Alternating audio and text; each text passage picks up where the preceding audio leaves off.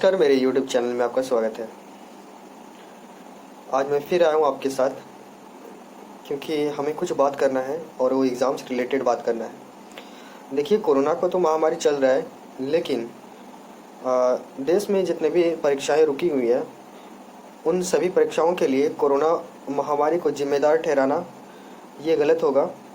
लेकिन हमारी जो सरकार है वो ना जाने क्यों बच्चों के भविष्य के साथ खेल रही है, खिलवाड़ कर रही है। और ये कोरोना के कोरोना महामारी जो है, इसके आड़ में जो है ना, इसके पीछे जो है ये खेल खेल रही है।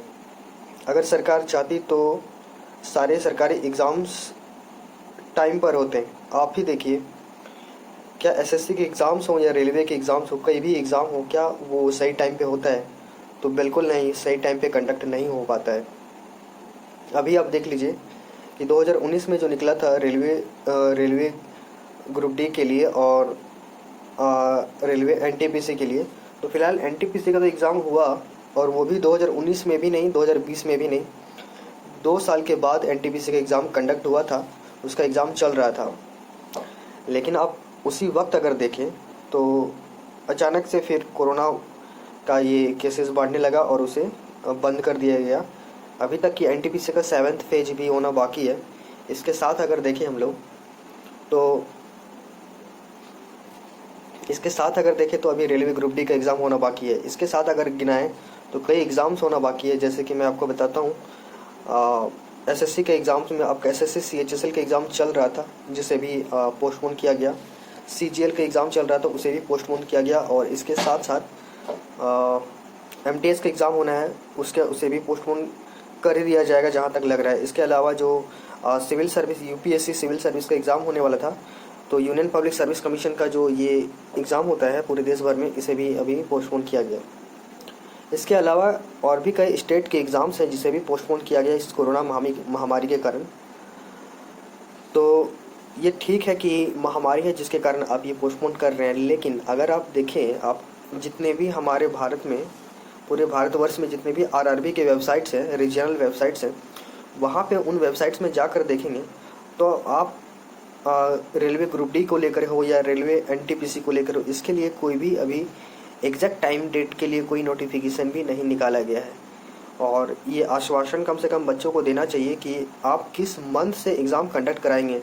चलिए आप 2 महीना बाद एग्ज़ाम कंडक्ट कराएं, 1.5 महीना बाद एग्ज़ाम कंडक्ट करें, लेकिन एक बच्चों को आश्वासन मिल जाएगा, हमें आश्वासन मिल जाएगा सर कि आप इस मंथ से, इस डेट से आप एग्ज़ाम फिर दोबारा लेंगे। लेकिन ऐसा कोई भी नोटिफिकेशन आप अगर देखें तो किसी भी रीजनल वेबसाइट पे, रेलवे का किसी भी रीजनल वेबसाइट पे ऐसा कोई नोटिफिकेशन नहीं है।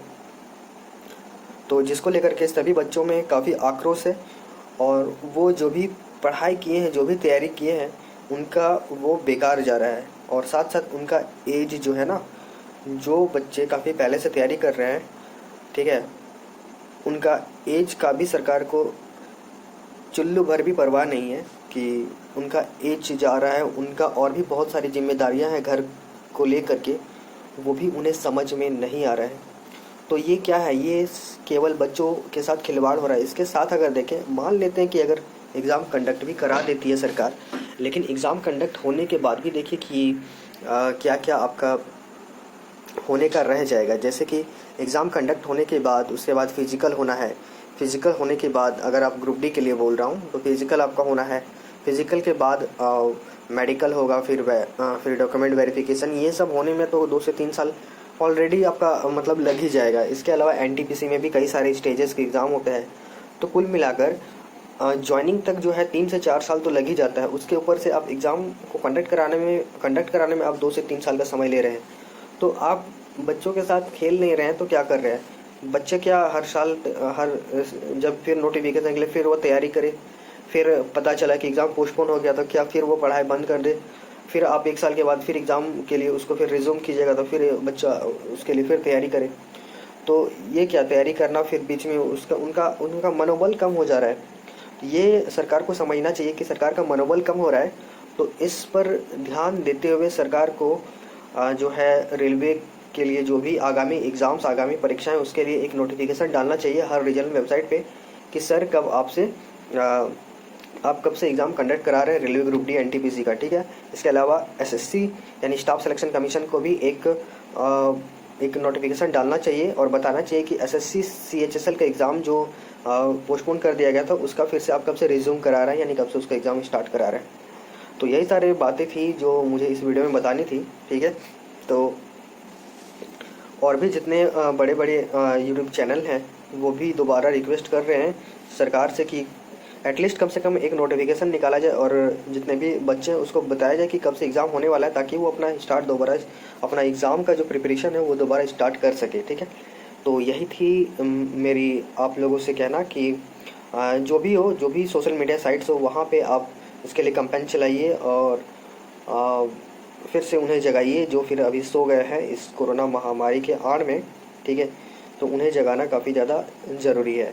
तो इसी के साथ मैं अपना इस वीडियो को समाप्त करता हूं और साथ ही अंत में बता दूं कि मैं अपने इस चैनल पे डेली टॉप 15 क्वेश्चंस कराता हूं, जिसे देखना ना भूलें।